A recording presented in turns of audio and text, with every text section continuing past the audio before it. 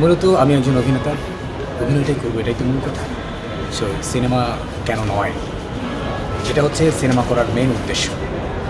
কীভাবে যুক্ত হয়েছি, গতানুগতিক যে ধারা আমাদের, যে একটা সিনেমায় কাস্টিং কীভাবে হয়, ডিরেক্টর পছন্দ করে, ডিরেক্টর গল্প আগে দেখে, দেখার পরে সে নির্বাচন করে আসলে কাকে দিয়ে আমি এই চরিত্রটা করাইতে পারি। তারপরে ডিরেক্টর অডিশন কল করে, আমরা গিয়ে অডিশন দিই।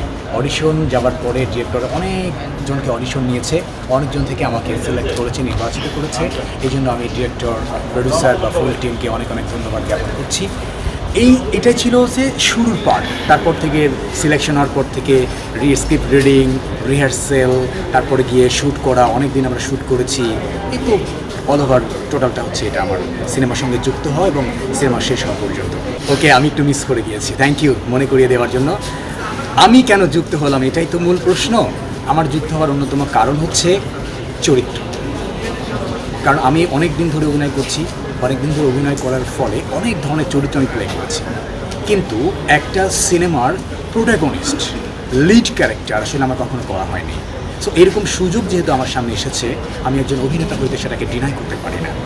এটা আমার লাইফের জন্য অনেক বড় একটা স্কোপ, এই উড়াল সিনেমা।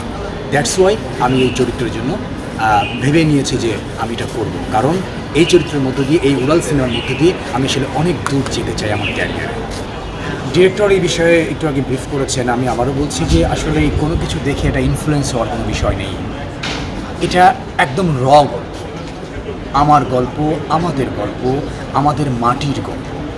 সো এটার সিনেমা শ্যুট করার সময় যদি কোনো দৃশ্য বা কোনো জায়গা বা কোনো ইন্ডাস্ট্রির সাথে আসলে গল্পটা মিলে যায়, সেটা আসলে আমাদের কোনো কিছু করার থাকে না।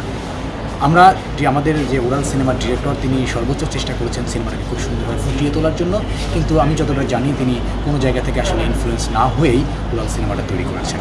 মূল কথা যদি বলতে চাই, অ্যাকচুয়ালি একটা সিনেমা কখন সফল হবে সেটা সিনেমা মুক্তি পাওয়ার পরে আসলে বোঝা যায়। আমরা মুক্তি পাওয়ার আগে আসলে বলতে পারি না কোন সিনেমাটা হিট করবে আর কোনটা ফ্লপ করবে। আমি যদি সম্প্রতি মানে আমাদের ঘটে যাওয়া একটা ঘটনা যদি বলতে চাই, কুরবানির ঈদে আমাদের অনেকগুলো সিনেমা রিলিজ হয়েছে। সেখানে একটা উল্লেখযোগ্য সিনেমা ছিল হচ্ছে উৎসব সিনেমাটা আসলে কেউ আগে থেকে জানতো না উৎসব সিনেমাটা দর্শক এতটা ভালো লাগবে, দর্শকের এতটা জনপ্রিয়তা পাবে, এটা আমরা কেউই জানতাম না। সিনেমা হলে যাবার পরে দর্শকরা আসলে সিদ্ধান্ত নিয়েছে বা দর্শকের ভালো লাগা তৈরি হয়েছে, তারপর থেকে দর্শকই বলছে, মানুষ বলছে এটা আস্তে আস্তে ভাইরাসের মতো ছড়িয়ে গেছে, তারপরে না আসলে উৎসব সিনেমাটা হিট হয়েছে। সেম একইভাবে যদি বলতে চাই, আমাদের উড়াল সিনেমাটা রিলিজ পাওয়ার পরে দর্শকই আসলে বলবে এটা কতটা ব্যবসা সফল হবে এবং ব্যবসা সফল হবে কি না। ওকে, সর্বশেষ দর্শকদের উদ্দেশ্যে কথা বলতে চাই, সেটা হচ্ছে সম্মানিত প্রিয় দর্শক, আসসালামু আলাইকুম। 1 আগস্ট আমাদের সিনেমা উড়াল মুক্তি পাচ্ছে সিনেমা হলে। আশা করছি আপনারা হলে গিয়ে সিনেমাটা দেখবেন। একটা বিশেষ কারণ বা বিশেষ বিষয় উল্লেখ করছি, সেটা হচ্ছে সিনেমাটা কেন দেখবেন। এটা হচ্ছে একটা বন্ধুত্বের সিনেমা।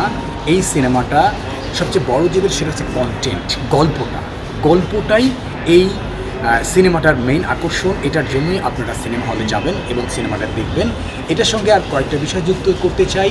এখানে এক ঝাঁক নতুন শিল্পীর অভিনয় আপনারা দেখবেন, যারা প্রত্যেকে তাদের সর্বোচ্চ জায়গা থেকে কল্পনা করেছে যাতে এটাকে খুব ভালোভাবে ফুটিয়ে তোলার জন্য। আপনারা প্রিয় দর্শক হলে আসুন, দেখুন উড়াল এবং জানান কেমন হয়েছে। আপনারা ভালো থাকবেন, ধন্যবাদ।